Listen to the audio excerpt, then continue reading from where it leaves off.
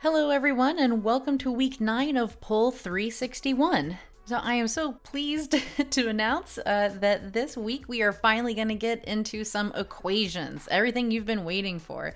This week's lecture is all about making sense of data. So in this lecture, we're going to learn how to calculate frequency distributions, things like proportions, percentages, cumulative percentages. I mean, this is all pretty basic math, a recap of stuff that we've already been doing. I'm going to do a brief introduction of measures of central tendency. Again, things that you are probably overwhelmingly familiar with, the mean, median, and mode. And then I want to spend most of the lecture talking about measures of dispersion. So these are areas that I expect you to have a little bit less familiarity with. So we'll discuss the range, quartiles, variation, and the standard deviation.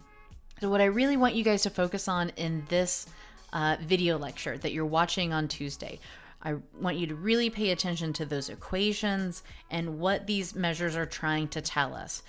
Because on Thursday, we're going to run through a lot of different examples. Make sure you have a very firm understanding of how to calculate these different measures, and then we're going to focus exclusively on interpretation. What do these values tell us? How do we incorporate these measures into our own research? And how do I talk about these measures? If I have a variance of 55, what exactly does that mean? How do I explain that? Or, if I have a interquartile range of 8, what exactly does that mean? How do you explain that in a way that's understandable?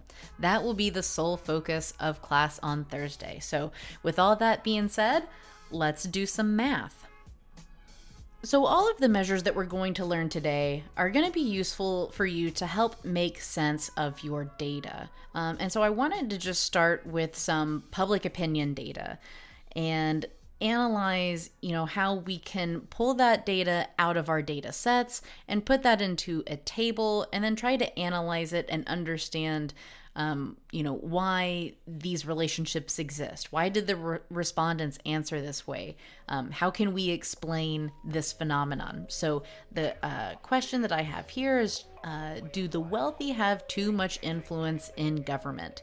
So with things like these, I always want you to start with the very bottom row of the data. It's going to tell you what the total number of participants were, and it's going to help you conceptualize what exactly it is that we're talking about. So frequency, to begin with, is very straightforward.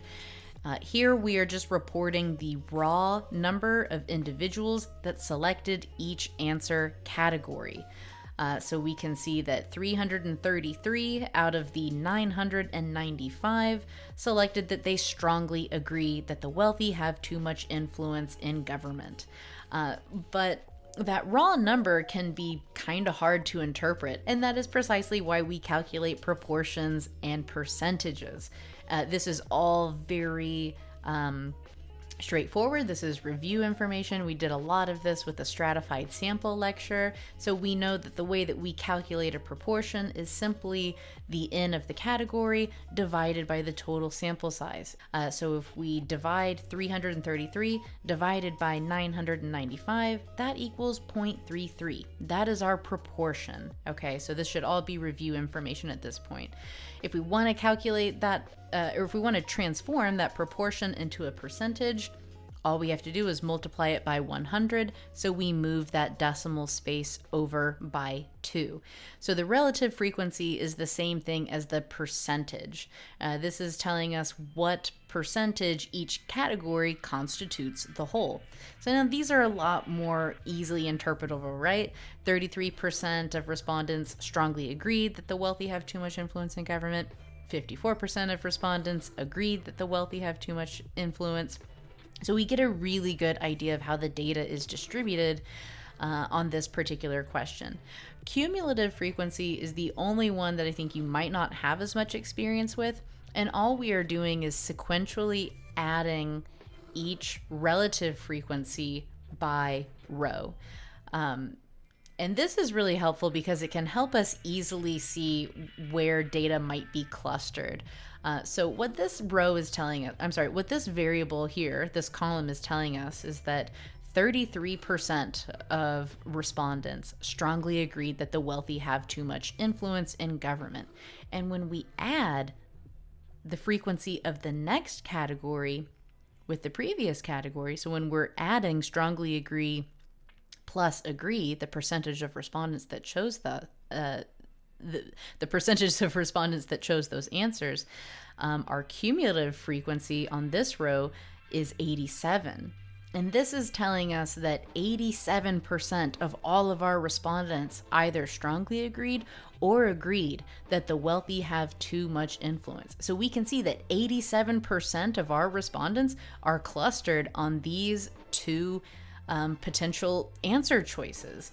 And obviously the cumulative frequency maxes out at 100, just as the percentage and the proportion do. You can't have proportions, greater than 1.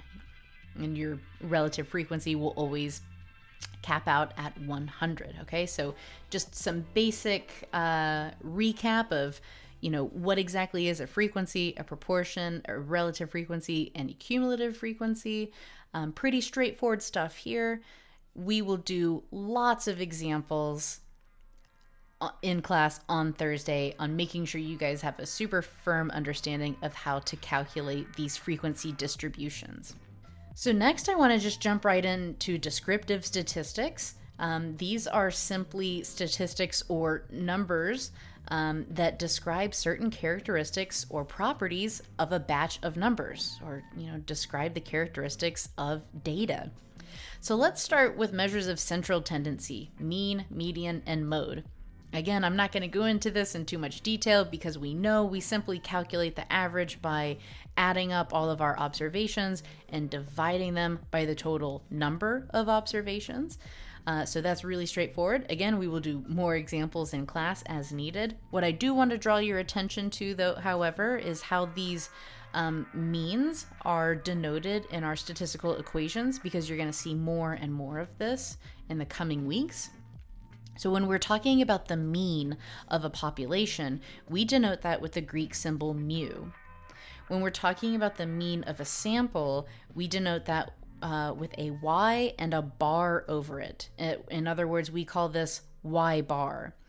And as we've talked about for many, many weeks now, it is very rare that we have access to true population data. So we are almost never using mu in our equations. We are using Y bar because everyone in this class is using sample data in their research papers. So just be aware of those distinctions, that when you see mu or Y bar, we are talking about the mean of a given set of numbers.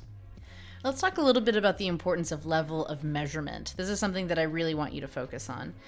Keep in mind that the mean is most appropriate for interval and ratio variables because those are continuous variables, often with a lot of variance. We can also use the mean to calculate an average for ordinal data. Depending on whether or not we have outliers, that may be less reliable, but using the mean for ordinal data certainly happens all the time. It is not helpful, however, to use the mean for nominal data. This question is on every one of my exams every single year, so definitely make sure you understand that the mean is not helpful for nominal data. Think about our classical nominal variable that we're always talking about, religion, where 1 equals Christianity, 2 equals Judaism, 3 equals Islam, and so on. Now, if we were to calculate all of the responses that a group of people gave on a survey where we're asking them what their religion is, and we calculate the mean of that variable, and we say, on average, respondents had a mean of about 3.2 for religion. That's uninterpretable, really, because those numerical values associated with our nominal variable, they don't mean anything. So the 3.2 average of religion, just saying that out loud doesn't make any sense. So please do not forget, the mean is not a helpful measure when you are analyzing nominal data. Now, there are some problems with the mean that I've been alluding to, particularly over the last few weeks, and that is the fact that the mean gets all kinds of messed up when we have outliers in our data. So I just want to illustrate this with a hypothetical example of analyzing income data. So let's imagine that we've got data on 10 families, 10 different families living in 2 different communities. We've got community A and we've got community B. And if we just I have sorted the data for ease of interpretation, but as we move from family 1 to family 10, obviously the size of income is increasing per the families. What I want to draw your attention to is that if we go from family 1 to family 9, you see that the numbers are exactly the same. Family 1 in community A makes just as much money as family 1 in community B. What I'm trying to illustrate to you here is that this data is exactly the same, except for when we get to family 10. Now, family 10 in community A has an annual income of $200,000 compared to family 10 in community B that only makes $30,000. And what I'm illustrating here is that when we average all of this data, even though only one observation is different between these two sets of data, we see that the average income for community A is $37,000, but the average income for community B is $20,000. So what's really interesting here is that even though only one family has a different level of income between the two communities, the average income in community A is about $17,000 higher. So $17,000 higher. And if we look, that's that's more than family 1, family 2, family 3. That's like adding a whole new observation within the data. So the point here is that the mean is heavily influenced by outliers. And this is also a good example of why we don't use average income data. We always use median household income, because the mean is a much more solid indicator of the dispersion of income in a given area. So be very mindful if you're calculating the mean of variables in your data. You need to check for outliers, because if you have outliers, it's going to inflate or deflate the mean of the data that you're working with. So how do we get around this? Well, when we want to get a better understanding of how all of the observations are kind of, dispersed, a much better measure of central tendency to use is the median, because it is resistant to outliers. In other words, it is a resistance measure. And again, pretty straightforward. I think we've, talked a little bit about this already, but the median is a value that divides a distribution in half, whereby half the observations lie below the median and the other half of observations lie above the median. So the median can help us visualize ratio, interval, and ordinal variables. One quick thing that I want to note here is that if you have an odd number of observations, it means that there will be a single observation that lies precisely at the median. Now, when we have even numbers of observations, that lets you know that you're going to have to calculate the average of the two observations that are sitting at the median. And that might sound a little confusing, but again, this should all be kind of a refresher from basic algebra and mathematics. All you have to remember is that when you're calculating the median, you need to have an equal number of observations beneath the mean and the same number of observations above the mean. So if we look here, we've got some data for each country. We've got 1, 2, 3, 4, 5, 6, I think it's 13, 7, 8, 9, 10, 11, 12, 13. Yeah, so we have 13 countries here. And our column here, this variable number of non-governmental organizations, is telling us how many NGOs are operating in each one of those countries. So since we have a total of 13 countries in our sample, we know that that's an odd number, and that means that our observation for the median is going to be right in the middle. We're not going to have to average any values together to create a median. So we have got 2, 4, 6. We've got 6 observations below France, and we've got 6 observations above France. So France constitutes our median, and that value is 17. So basically what that is telling us, the way that we interpret this, is that 50% of the countries have less than 17 NGOs, and 50% of the countries have more than 17 NGOs. That's exactly how you interpret the median, and we're going to do lots of examples and calculations in class. And so if we were to refer back to our, our hypothetical income question, we could calculate the median here. And remember, right, odd number of observations means we're going to have a single median. But if we have an even number of observations, we're going to have to average those two that are closest to the center. So here we have an even number of observations. So we're going to have to add those two values together to calculate that median. And you can see here with these values being highlighted, now we can visualize, okay, I've got 4 observations below the mean, and I've got 4 observations above that mean. So you know that you have correctly calculated the median. And look here, the median for both communities is about $21,000.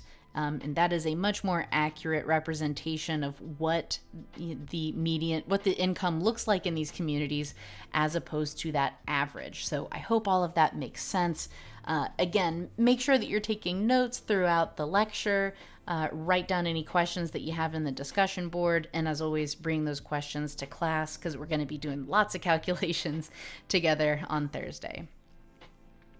And then finally, I just want to talk about the mode. The mode is a measure that captures the greatest frequency of observations. So now we're doing a callback to the very beginning of the lecture, talking about the frequency. So let's just go back to that question about do the wealthy have too much influence in government?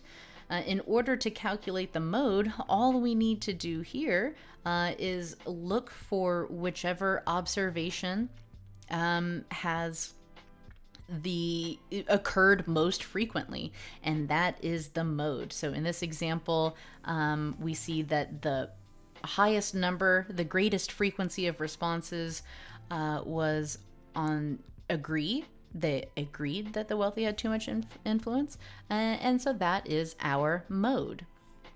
All right, so out of all of the measures that we've discussed so far, we know that the mean is not appropriate for nominal data. We know that the median isn't really appropriate for nominal data. So I did want to give you a clear indication of what measures we use for nominal data. And here the best thing that you can do is rely on the mode and those frequencies and those percentages. So obviously, if we had a nominal variable like religion, we would want to know what percentage of respondents picked each category. So I'm not going to belabor the point here, but mode, percentages, frequencies, proportions, these are the most appropriate measures for nominal data. So just make sure you understand which measurement is most appropriate for which level of measurement, because you will be expected to discuss things like that on your final exam. Next, I want to jump right into measures of variability or dispersion. So let's talk a little bit about these measures. Talk a little bit about the measures of variation. So if there is no variation in a specific variable or a specific set of data, the measure will equal 0. So again, let me restate that. If all of our observations have the same exact value, then there is no variance. Imagine you're conducting a survey of only white people and you ask them to report their race. And if every single person in your survey responds that they are white, it looks just like that data that we talked about earlier. It's a constant, right? There is no variation. When you go to graph that data, it's just a flat line because there is no variation. The variation equals 0. So hopefully that'll make more sense when we look at the calculation, the equation for variance. Also, when we're talking about variation, the measure will always be a positive number. Again, that has a lot to do with the way that we calculate the variance. And the greater the variation in the data, the larger the numerical value of the variation statistic will be. So please keep in mind these 3 properties of variation. You will see these again on the exam. So what types of variation measures are out there? What kinds can you expect to use in this course and in your research papers? Well, we're going to try to quickly go over the range, the interquartile range, and then the more complicated variance and standard deviations. So the range is very simple. The way that we calculate the range is basically the maximum value subtracted by the minimum value. Okay, so pretty straightforward there. So if we wanted to calculate the range of this data of number of NGOs by our sample of countries, we see that the variable maxes out at 29 NGOs. That's in Malawi. And there's also a minimum number of 4 NGOs, and that is in the country of Afghanistan. So if we take 29, the maximum value, and subtract the minimum value, which is 4, we get a total range of 25. And that can be helpful in just helping us conceptualize the presence of a given concept in our data. Okay, more examples to follow on Thursday. The interquartile range is basically how we calculate percentiles. So if you've ever taken a standardized exam and found out that, you scored in the, 99th percentile or something, what exactly does that mean? Well, I'm going to show you how to calculate that. And I also want to make it painfully clear, it's the one time that being in the top 10 is not a good thing. I remember my, brother came home one day and he had standardized test scores and he said, "Hey, look, I scored in the top 10th percentile of people in my class." And it was like, "You scored in the 10th percentile?" And he was like, "Yeah, that's what this paper says." And just to make it clear, when you score in the 99th percentile, that means that your scores were better than 99% of everyone else. When you score in the 10th percentile, that means that your scores were only higher than 10% of the individuals who took the test. So just in case anybody was unclear there, to prevent you from making an embarrassing mistake, that is how we interpret percentiles.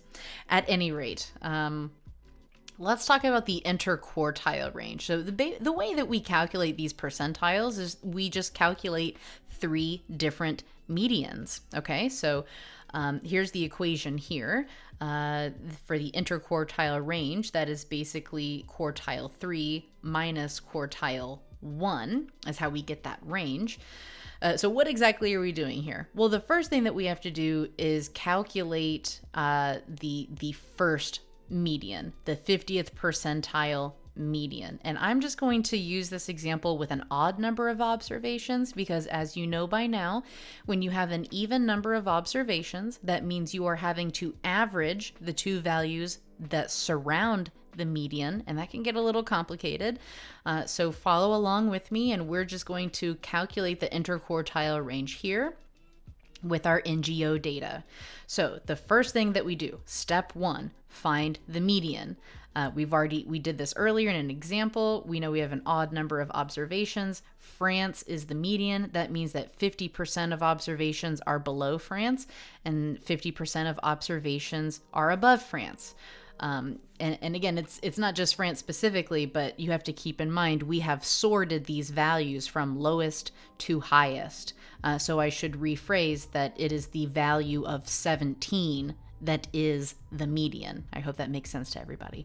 So now we have to find the new median. We have to find the 25th percentile. So we just found the 50th percentile. Now we have to find the median below the median. And we do this the same exact way. always remember that you have to use the original median to identify the new median. So see here how we have 3 observations below Chad and 3 observations above Chad, including our original median. That is very important. And when you have an even number of observations, the same exact thing applies. And I think that this just is inherently easier to understand when you're doing it in person. But just remember, as long as you're including that original median to help you find the new one, that's all you need to remember. So we see here that Chad, with the value of 12, that represents our 25th percentile. And now we need to find the 75th percentile. We need to find that median that is above our original median.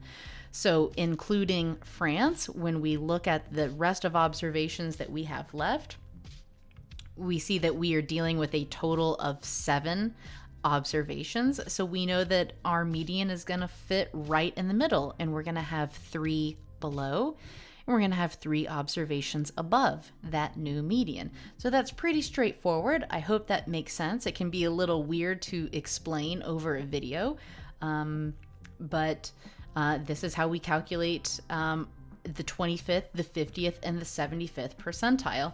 Now with the interquartile range specifically, remember that equation is quartile 3 subtracted by quartile 1. So we've already identified our percentiles. The 25th percentile is 12 NGOs, the 50th percentile is 17 NGOs, and the 75th percentile is 20 NGOs. So again, going back to the example of my brother, basically what this is saying is that 75% of countries have less than 20 NGOs. Okay, so that's essentially how we're interpreting the percentiles and the quartile ranges here. So we look at those values that correspond with each percentile. We see that the 75th percentile, otherwise known as Q3, has a value of 20. Our Q1, quartile 1, or the 25th percentile, has a value of 12. So we take 12, we take 20, and we subtract 12, and that equals 8. So the interquartile range for this data is 8. And you might be thinking to yourself, okay, great, we did all of that work. What does the IQR of 8 mean? How do we interpret that? Like, what does that mean that we get to say?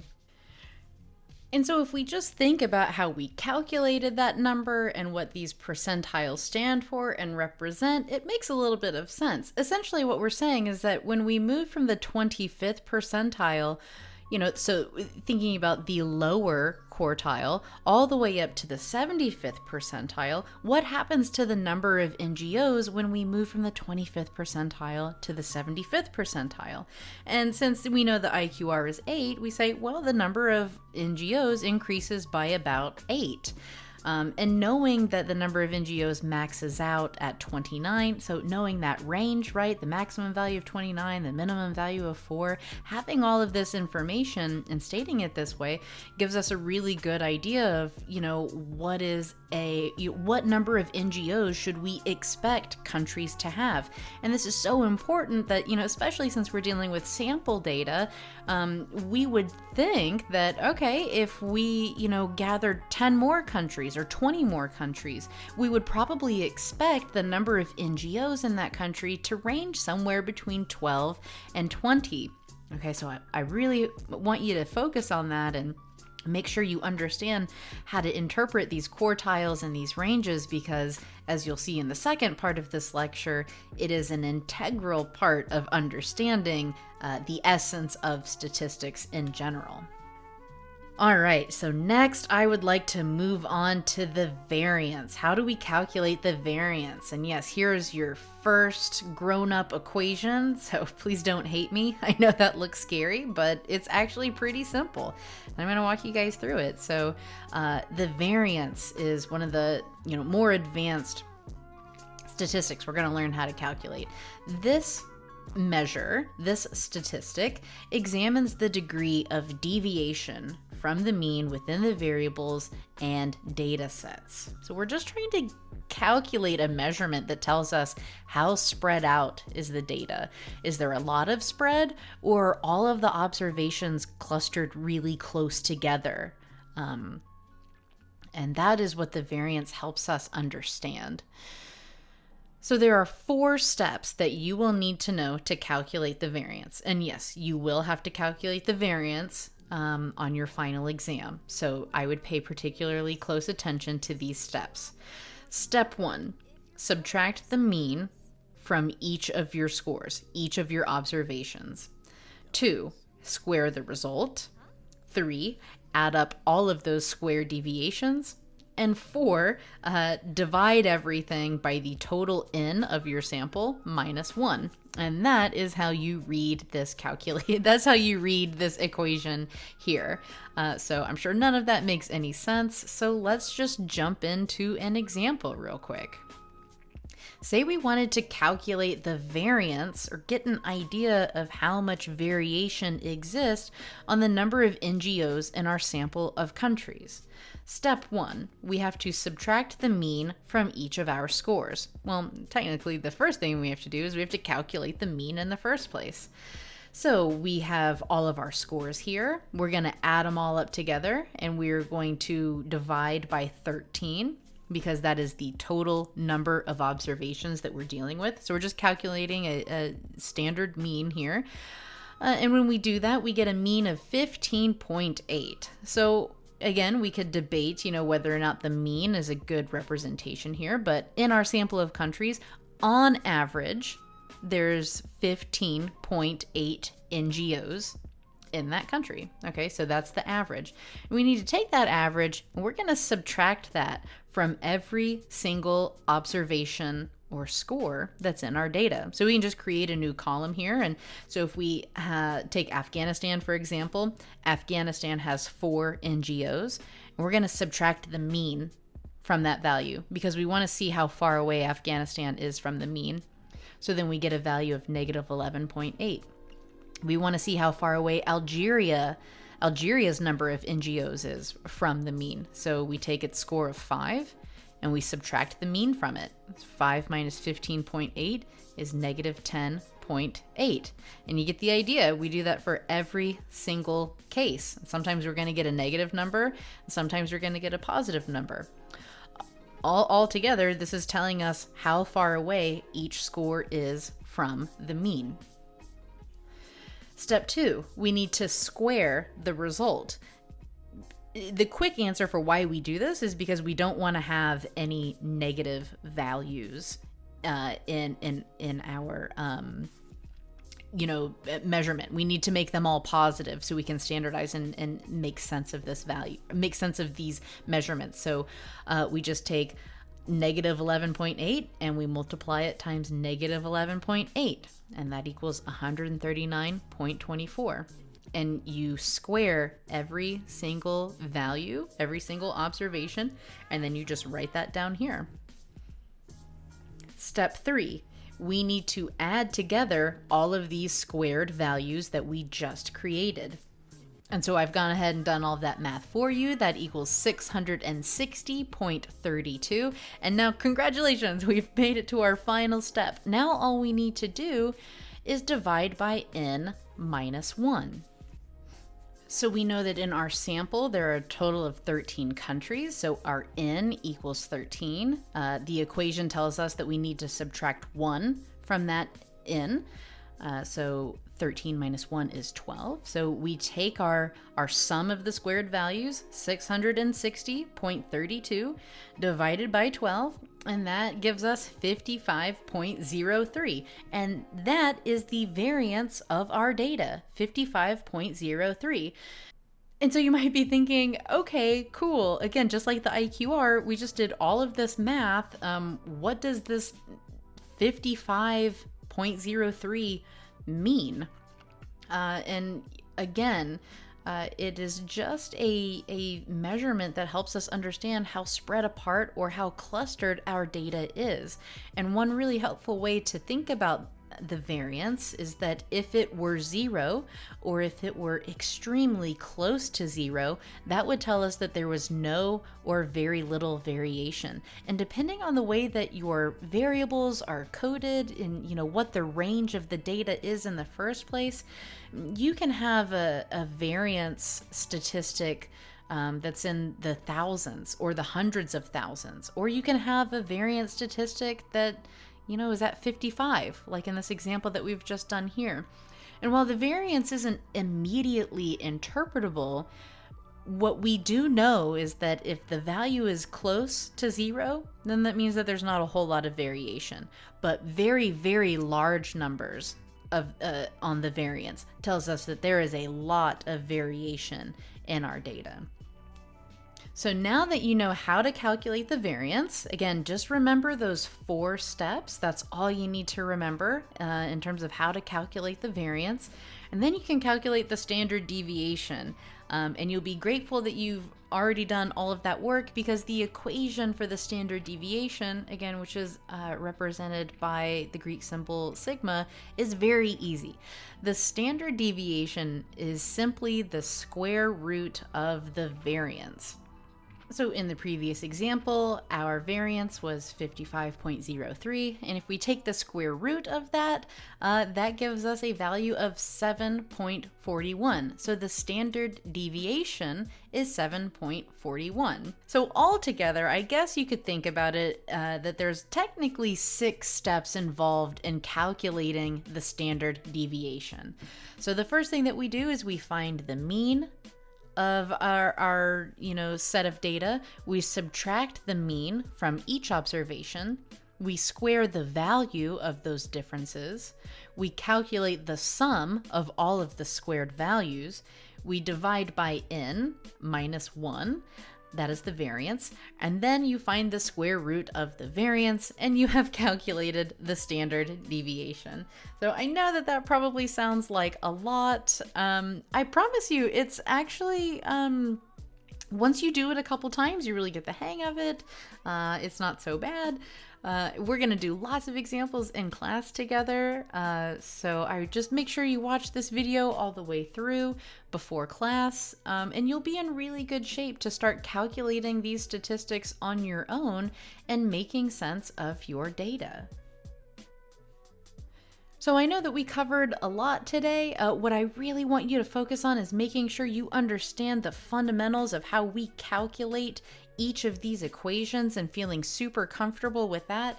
And what we're going to focus on in class on Thursday is how to interpret all of these different statistics. So now that you know how to calculate the variance, you can calculate the standard deviation. And when we begin class on Thursday, I'm going to introduce it with why the standard deviation is so important and the crazy amount of information that the standard deviation about our data can tell us.